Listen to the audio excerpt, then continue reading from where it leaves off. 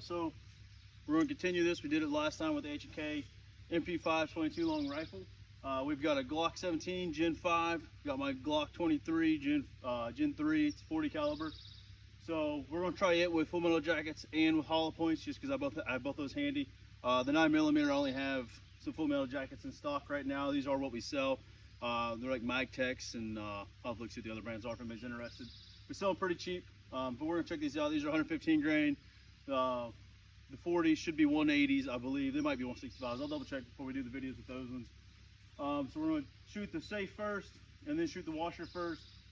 With the 9mm and the 40, we're gonna shoot the top part over there just to see what it does.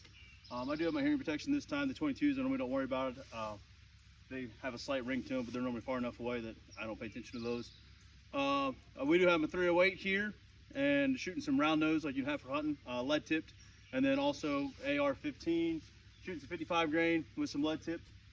We'll see what both those do. It's gonna be a little hard to shoot today. Western here, it's been raining off and on all day for the last probably week, but it did some flooding last night. Safety glasses are all fogged up. It's like almost 90 degrees right now. It's heavy humidity. There's no wind. And then on top of that, I have to hike all the way to the top of this hill. Due to all the rain, I can't get the full up on the hill or the truck. The only thing I could take up on the hill right now would be the tractor, and I'm not going to carry rifles or anything else up in the bucket. It's all nasty and muddy. So we're just doing a whole lot of hiking to get up here. So we'll see if I can even hit it or not looking through these safety glasses. But we're going to try the Glock 17 first and the 9mm. Put our ear pro on real quick. All right, so I'm gonna hold just below, you know what, we'll do right above. We got some room. We'll do right above where the 22 is shooting at. Looks like we hit to the left. We'll try another round just to see what it does. Really hard to see through these safety glasses right now. Not sure where that one hit at. Oh, it hit top left. Where it says Centennial at. Now we'll try the dryer. We'll shoot the top part of it.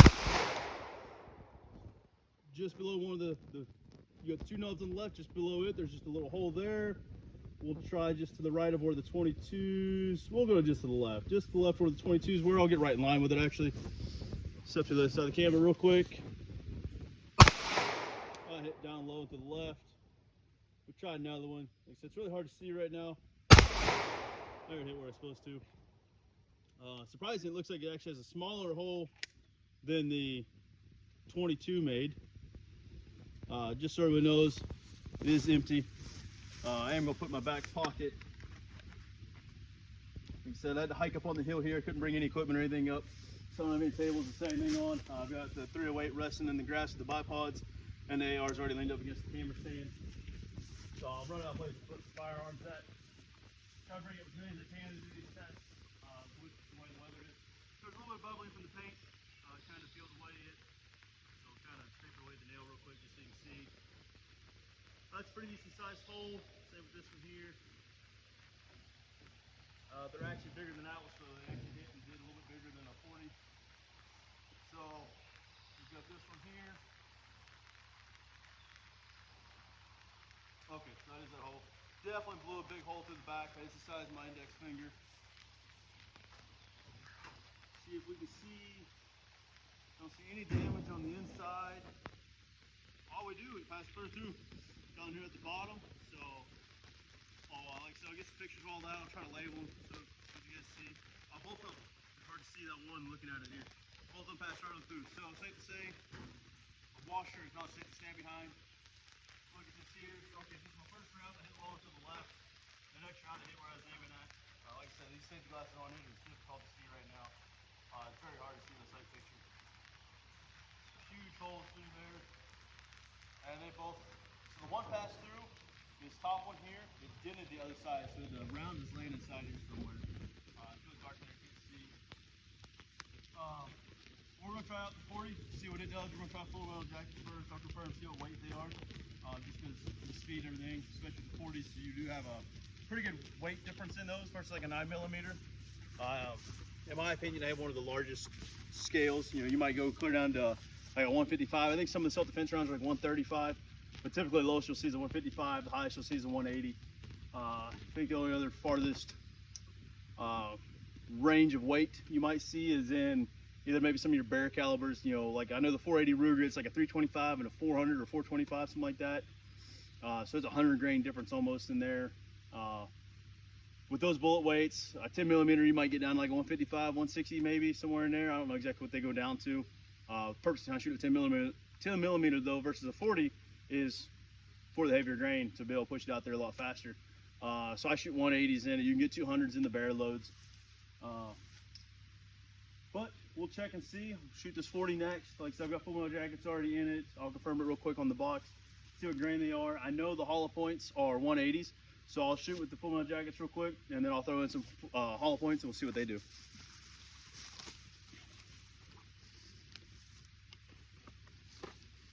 So both the 9mm and the 40s are Magtechs. That's some of the cheapest ammo we do offer. The 9mm I know are in nickel plated casings, or yeah, nickel plated.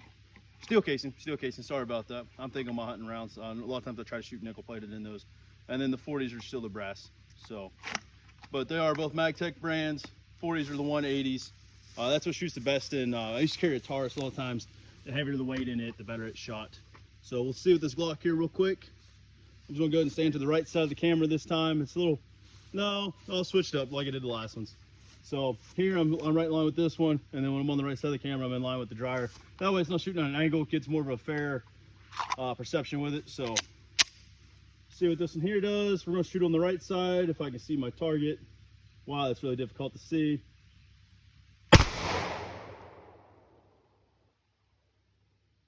I'm not even sure if I hit it. We're gonna try again. I said it's very difficult to see right now, especially wearing the safety glasses. I seen it move that time. That looks like it's to the left. Okay, so I did hit it both times. No, that was a 22 round. So we're to the left. Like I said, there's no editing in any of these. These are all live right here, how we see them, how you get them. That's how we do our test. So let's try the dryer. Let's shoot the top part of it this time. We're gonna try for that knob. I don't know if it just poked a hole through it and I didn't see it. All right, let's try the main part of the dryer. We a little low to the left. So apparently I pulled my trigger to the left here lately. Let's try another round, see what it does. Try for that again. There, it hit exactly what it's supposed to. Take our eyes and ears off.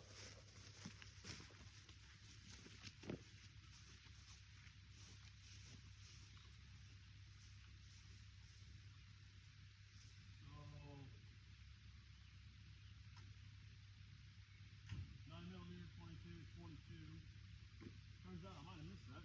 Yes, I did. Oh, I hit. Turns out I can't shoot. Believe it or not, I have all these guns and I can't shoot at all, apparently. So, this is my round I thought I hit up here, which the angle I'm at, I can only see a little bit of this to begin with. So I'm going to blame it on that. I'm going to blame it on myself. Alright? Can't ever do that. 40, 40, 40. See what they do real quick. Hole. What was the other one? That's a huge hole down there. Definitely get a picture of that, show it to you. That is, you can stick my thumb through that one. So again, that's one reason I carry the 40s. And that there just poked a hole through. It's almost the size of my index finger. The 9mm did a better hole than that. Let's see where that other one. Wow, I might have only had two. So we'll see those two there. So this one here might not have went through. Oh, well, it tore through the top here, through this here, and it dented the backside. So, if you hit right here, it will stop a bullet. This here, 40 passed through here, it passed through the inside here. There's a lip around here, so hit the tin metal twice. Hit the backside here, tore up it, and in the back sheeting here, it just dented it. Didn't even crack it. So, it did manage to stop the 40 cal. That was quite impressive. It's a 180 grain bullet. They move at roughly 1,000 feet a second. All right, so 40, I've got these two here, and I believe that one. No, those are both 22s. First shot was a 9mm.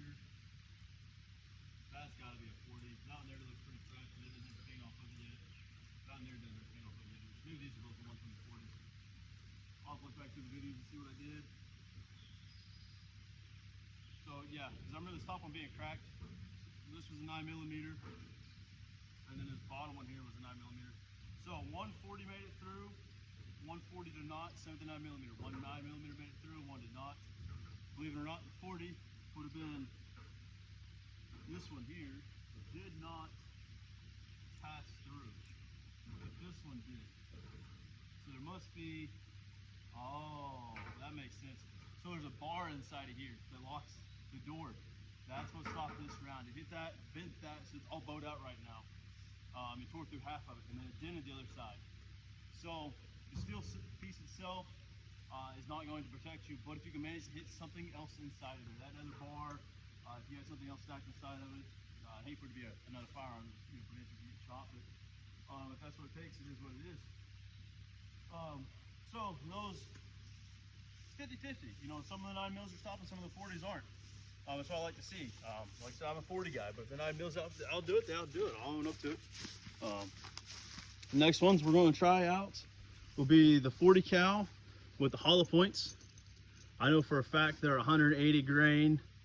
I do not remember the brand. If I'm not mistaken, these are the ones that Northern Georgia Reloading. I don't even know if they're around anymore or not. These are just some old ones I happen to have.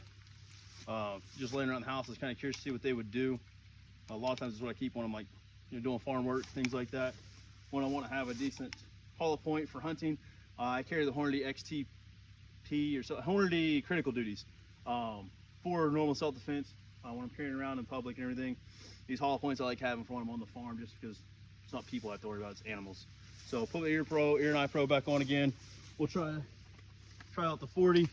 We're gonna try both targets again. See what they do, see if I keep my glasses from fogging up this time. See if maybe I can see what I'm shooting at. They're already fogging up, so we'll see. This will be interesting. So we're gonna hold for the top right again, see if I can shoot it. So I did hit it in the top right of that one. Let's try another one. Top left on that. I'm not really aiming that well now, because it's hard for me to see. Swap sides again. We're gonna aim to the right more. I think we hit to the left. Yep, so they hit just about 4 inches from each other.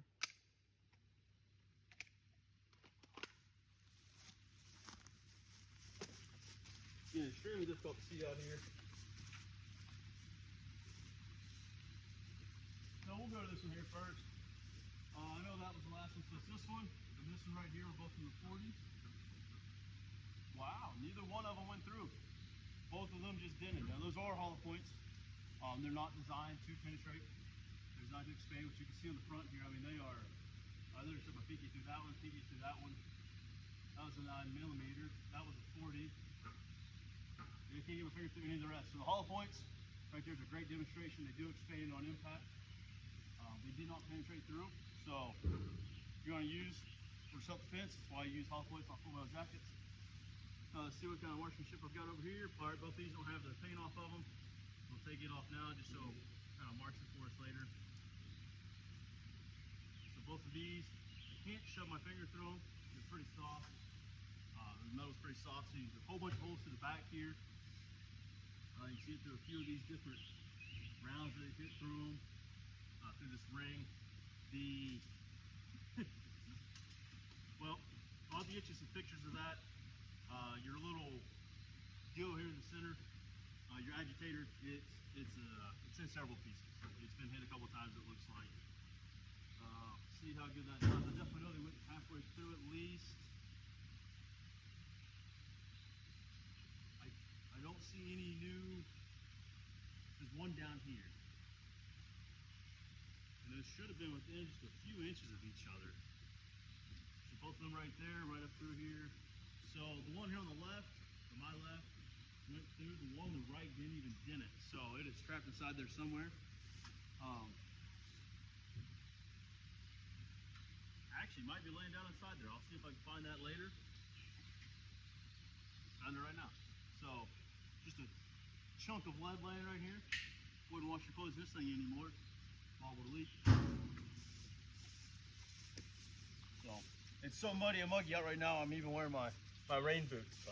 You'll never see me outside of my Tony Lawman square toes. But today you 100% will. It is nasty outside. All right, so that's the end of the handgun calibers. We'll showcase off the AR here next. It's chambered in 223.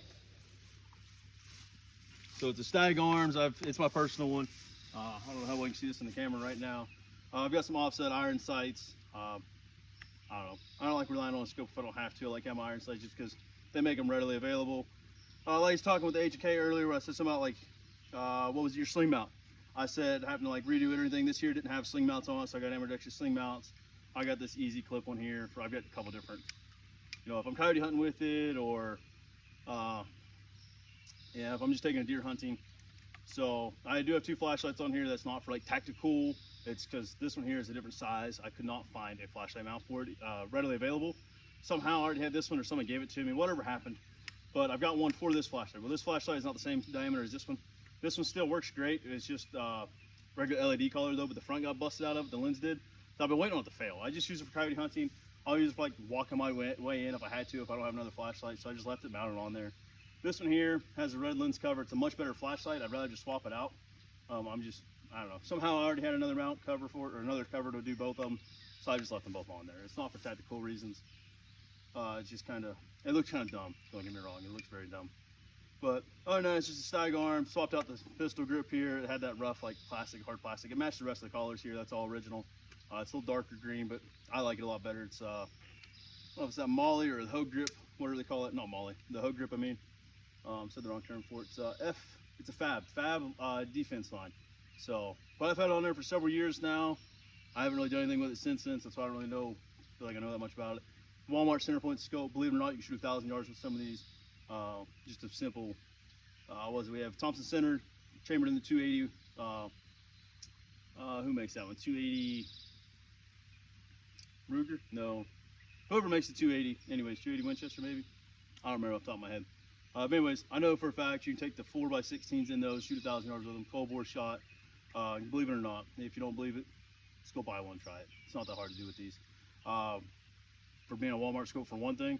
Secondly, this one here cost $125. The 4x16s years ago used to only cost like $70. All right, I have a $300 scope on that 308 right there. Now it blows it out of the park, but for less than $100, we have these on like between me, my dad, my uncle.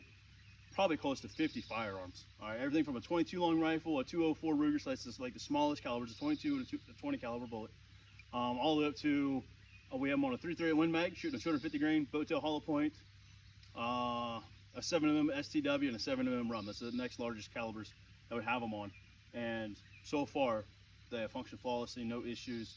Like I said, a lot of the rifles we've shot over 1,000 yards. We've killed deer at 700 yards with all three of those large rifles, with no issues whatsoever out of the scopes. Have them on there for years. The only issues I've had is I did roll over my full wheeler, the one that won't start to get up here right now. Rolled over it with the rifle mounted in the back of it, just laid across with my drag bag, and it flipped. And needless to say, the scope, I don't know what's wrong with it, but it shoots in a circle and all over the place. Like, so it got retired.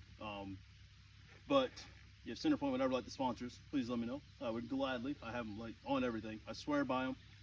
I couldn't even tell you the scope that's on that 308 right now. Could not tell you the brand at all unless I looked at it. And these are not guns I use often. Like I said, I use this here for coyote hunting, a little bit of target practice here and there. The 308 is used for deer season. I'll review it here in a second, let you know what it is. This one here, I don't even know if it has the bottle on here. It just says Stag Arms. Just says Stag 15 is all this one says. So if you're ever looking to get one like it, bought it probably 10 years ago, probably close to it. Yeah, that put me at 18, so about 10 years ago now. It's been a good gun. I've shot only hundreds of rounds. So I haven't shot that much, honestly. I really don't have that much of a need for it. If I'm going hunting, I use my bolt actions or my single shots. I'm a large rifle caliber guy, not a small caliber guy. These have their purpose, just most of the time not for me. So anyways, we're gonna give it a try.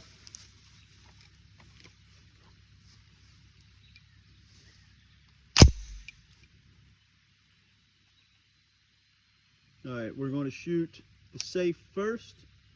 You know what? We're gonna go down below a little bit more. Shoot on the left side. And then we'll try 2 rounds. Now let's try the washer and dryer. We will we'll start on the left side, and we'll go down below the rest of them.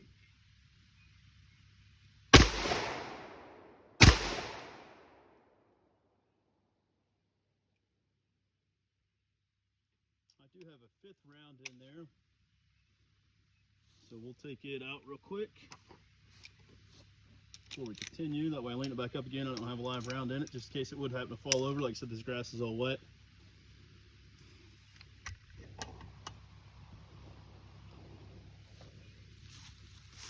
Ear Pro off. Take a look at the safe first.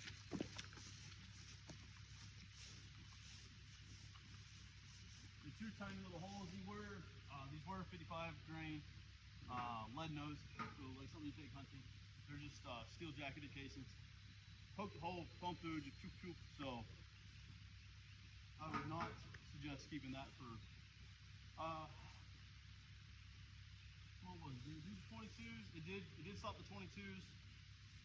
Your 9s and your 40s, been nowhere to hit at. They were iffy. I mean, if I had nothing else to stand behind, I would stand behind that for small caliber fire. It's better than drywall. But anything larger than a 22, I mean, once you start stepping up to 9mm 40, I would not stand behind it too much. If I had to, I would. Both these, both side by side again. I'm a rifle guy, not a pistol guy. You can see my grouping, and that was just offhanded with foggy glasses. Much better than with my sidearm. I just kind of point and pull the trigger with the sidearm. They're meant for close quarters. I don't try to aim too much with those normally. Both. Wow. So it makes it kind of hard where I'm at a slight of an angle right now. It makes it hard to see exactly where the rounds are. So one round cracked it, the other did not. It just dented it. So I'm assuming they hit pretty solid inside here. They did. It's actually smoky. So what it did was that ring, it kind of like went around it and danced off of it a little bit, because it should not have. It should have hit.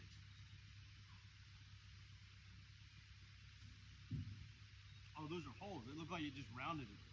It actually like ripped at an angle is what it did. So I see my finger there find out. But it did not pierce it. So really hard to believe. I don't know, maybe the bottoms of these are a lot tougher than the tops. I might have to try and get with the pistols. I've got plenty of ammo left for them up here. Just to see, maybe the bottoms, if you were to have to be hiding behind something, maybe if you laid down low, kind of crouched down, might be your better bet. But we're gonna go ahead and try out the 308 real quick. If anyone's curious about my earmuffs, these are just walkers. I do have the ones with the batteries in them where you can hear or not hear. I don't know what they exactly call those types of models anyways. These here are not those, because my AR and my 308 both have muzzle brakes on them. The Stag came with it, the 308. I put one on it immediately afterwards. It has a real short barrel. They're extremely loud. I don't know what the decibel ratings on these are at this point. I've had these for years now, but I will not shoot those rifles without these. I want to say they're like 30 or 35 decibel rating, something like that. They're way up there for earmuffs. Normally you only see those in like your little earplugs. Believe it or not, those are supposedly rated higher. But a lot of times I'll wear my earplugs and these. If I'm deer hunting, I'll wear both, just because a lot of times with like all your hunting stuff on, or my hair's longer in the wintertime, I can't get these seated all the way. And I've actually had my ears ring afterwards. That's why I say 22s don't bother me. My larger rifles with the muzzle brakes, excruciating. If you're shooting 50 BMG, I highly recommend whatever. These don't have any brand on them or any model other than they just say made in Taiwan, and they're Walker's earmuffs. But I would definitely look into these. I like them for my backpack for hunting. They fold up nice and small. So these are great. So with earmuffs, or earplugs rather, and earmuffs if you're ever shooting 50 BMG. We don't have one anymore. My cousin used to. We're looking to get another one, or myself I am, and we'll do some nice videos with those. We'll start shooting some cars and things like that, and bring some people in to do some shooting tests with those. But right now we're going to shoot the 308, see what it does. Well, you know, I'm a bad host. I forgot to introduce you to this one, so it just says Sniper, some off-brand. Sorry about that. I don't know if you can see that how well on the camera. So it just says Sniper is the brand. I bought it at some gun show there several years ago. It's a 3x18 by 50. I've got my sunshade on there, and then I just have the glare protector on there, or whatever, just so someone can't see a glare. Not that it really matters, you know, civilian, not military. It's tactical. All right, so it looks cool, so it's on there. I've got my bipods. Not Osprey. What are I'll remember them as soon as I get off the camera here. I cannot think of the brands of these, but they do turn. Atlas, I think it is maybe. They're like $150, $180 bipods. They're great. I think they're 13 by 27. So if you're doing a lot of deer hunting, these extend twice and then they'll go again. They're really great. I love them for that. They're not as loud as my Caldwells. My Caldwells I had, back when I first started hunting. They don't pivot or anything. That's to get level, perfect. Because you don't want to sit there and have to keep adjusting, especially if you shoot on the fly a lot. Especially it's heavily wooded. So you got to shoot on the fly either offhanded, or if you do get a chance to lay down, you got to be quick with it. This is the Ruger American Predator. I think it's the 2, or is it just the Ruger American Predator? I think this is, I want to say it is a Gen 2. I'm not real sure. Like, I've owned this one for several years now. It's not my most ideal hunting rifle. I carry it for West Virginia now. I was carrying the 338 Win Mag a lot of times when I shoot long range. Around here, it's not long range. It's just, I need something better than an AR with all the brush, and something a little bit more better than an AR. So I chose 308. It's common round, it's cheap. It's a short rifle. It's easy to carry all the time. The one thing I do hate is this bolt. Once you have a round in there, it is extremely easy to move. My girlfriend carried it last year. She's left-handed. She carried it on her left side. We're up on top of the hill, and I turned around and looked at her, and I said, "Hey, did you forget something?" She said, "No." Like, she had an attitude because she thought I was just being rude. And I was like, "No." I was like, your bolt is open. You no longer have a round in the chamber. So you have to carry this rifle on your right side. Constantly keep pressure on this, because if not, you barely bump it, it falls off. It's bolt action. Safety's back here. It's got that safety on the trigger. The mags, they do release. They're plastic.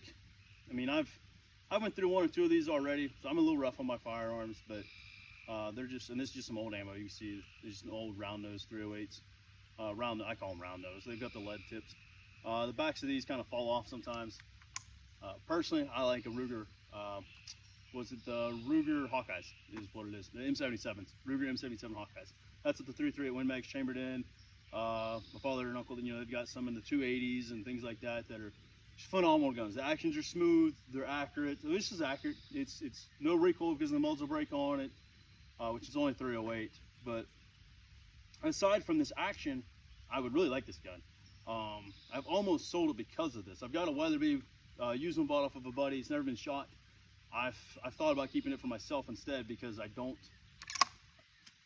like this one. So I did have a round chambered in it.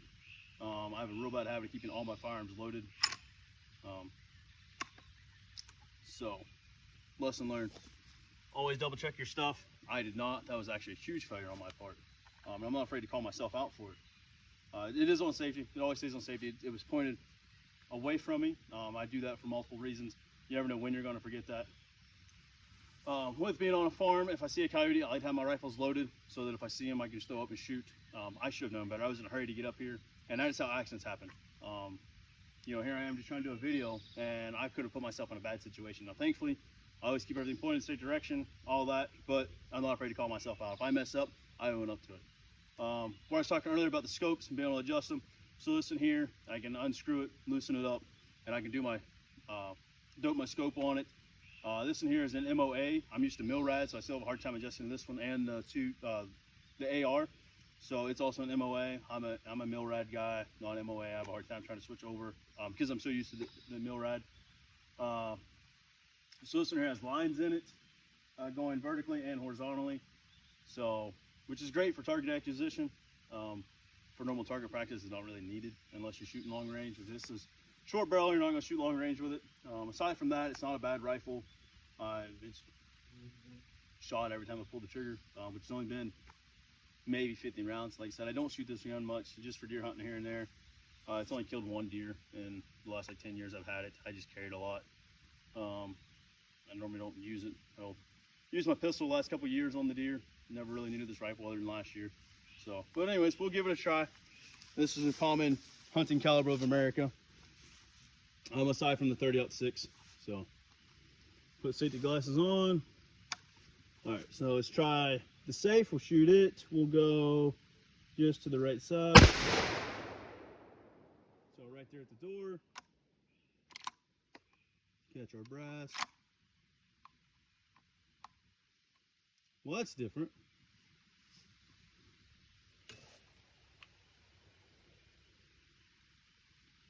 So Sorry for the quietness on the camera there, but the rifle will not close.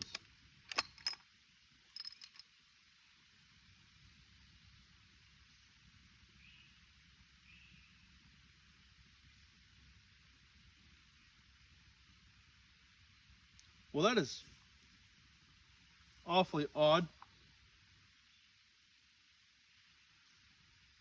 There's a ring around this. I don't know how well you can see that on the camera. Let's see if I can get behind here and see, show you better.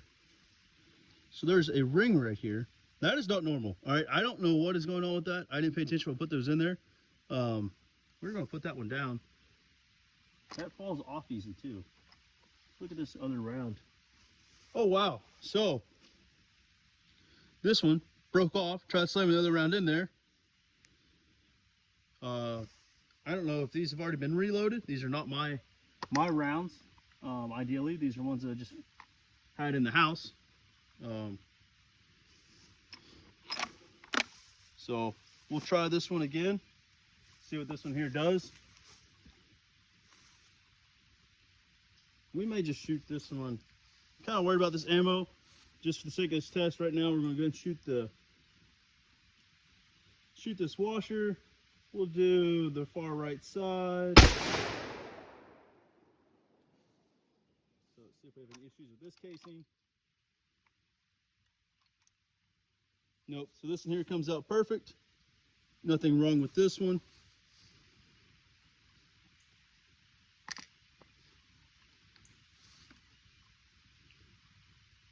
You know what, we'll go ahead and send a couple more rounds just because we weren't showing the 223 and the 40s and the 9mm. Sometimes they went clear through, sometimes they didn't. We'll try one dead in the center. We'll see what it does. So it was the center of the dryer, or the washer, I keep calling it a dryer. That casing's also okay. It's really odd, I've never had a casing do that before. So we'll get this last one in here. Try this door. Shot just to the left of the last one. And so we're only about 45 feet away. All right, bolt's open this time since I made the mistake of having a round left in it from before. Cannot believe I made that mistake. That is the first one, actually. I'm very good about my gun safety. I guess just being distracted. It's very easy to do. We talk about it at work all the time in the safety field, or safety industry, is complacency. I was definitely complacent on that one. Completely forgot I had the guns already preloaded at the house. Thankfully, the safety is always on. But... So we got 308 and 308, and they most definitely went through. Out there, just poked the hole. This one here, poked a big hole through it. All right, so for 308s here.